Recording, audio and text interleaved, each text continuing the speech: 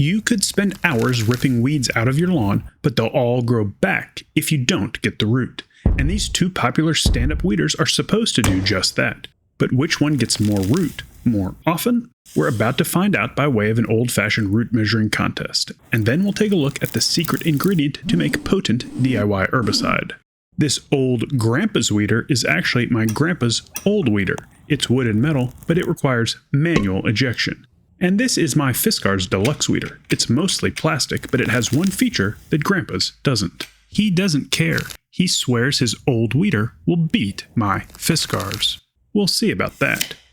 Both of these tools are supposed to do the same thing, make it easy to pull weeds, roots, and all. And both tools work in essentially the same way. You put the prongs over the weed, push them in as far as they'll go, and then yank them out like you're trying to pull start an old mower. People buy tens of thousands of these weed pullers every month, but do they actually work? Even the best weeder may struggle under adverse conditions. Your soil may be too hard, your lawn too wet, or your weed may be too big for the prongs. What's wrong with weeds in the first place? I'll cover that at the end of the video. One problem I have with Grampa's weeder is I have to curl a finger around the bung to eject it from the prongs.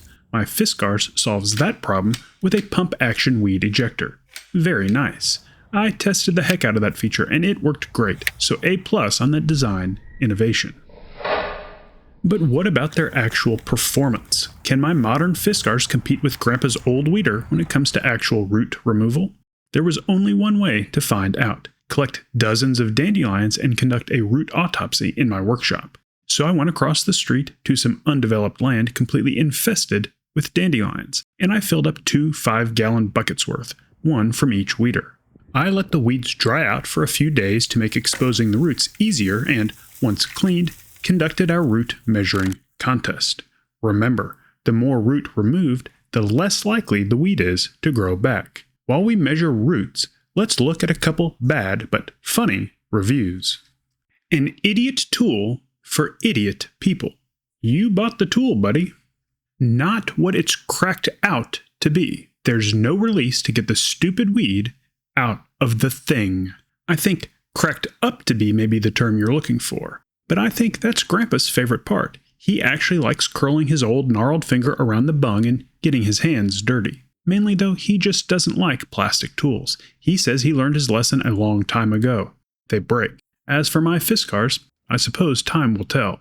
I found many reviews complaining that they pull the weeds and the weeds grow right back, which is exactly why we need to talk about Grampa's two-pronged approach to weed eradication. But we'll get to that after the test results. The Fiskars roots average 2.4 inches or 0.000061722 kilometers for our metric friends. Grampa's roots average just 1.4 inches. You may think, how much could 1 inch matter? Well, according to my wife, it would make all the difference. She's not interested in my subscribe button these days, but you are welcome to hit it. Unfortunately, neither tool consistently removed the entire taproot. The Fiskars achieved 8 complete removals out of 30. Grampa's old weeder managed just 3, and Grampa won't like that at all, because the dandelions that left their taproot in the soil will grow back. That's where the two-pronged approach comes in. Cheap DIY herbicide mix plus manual removal. The weeder knocks them down and the herbicide finishes off the survivors. For common weeds, I use Ortho Weed Clear concentrate that I tank mix in a backpack sprayer. 1 gallon of concentrate cost me $36, and a gallon of ready-to-use mix only costs $23. But 1 gallon of concentrate equals 64 gallons of ready-to-use mix. That's over $1,400. But most folks just mix the concentrate with water and start spraying. Then they get mad when their weeds don't die. They have no idea. Weed leaves are hydrophobic. They repel water, causing the herbicide to beat up and roll right off. You have to break the surface tension for the herbicide to coat the entire leaf. How? Well, I use and recommend an affordable, non-ionic surfactant. But you can get away with using some dish soap if you're in a pinch. My mix is cheap. It's less than $1 per gallon.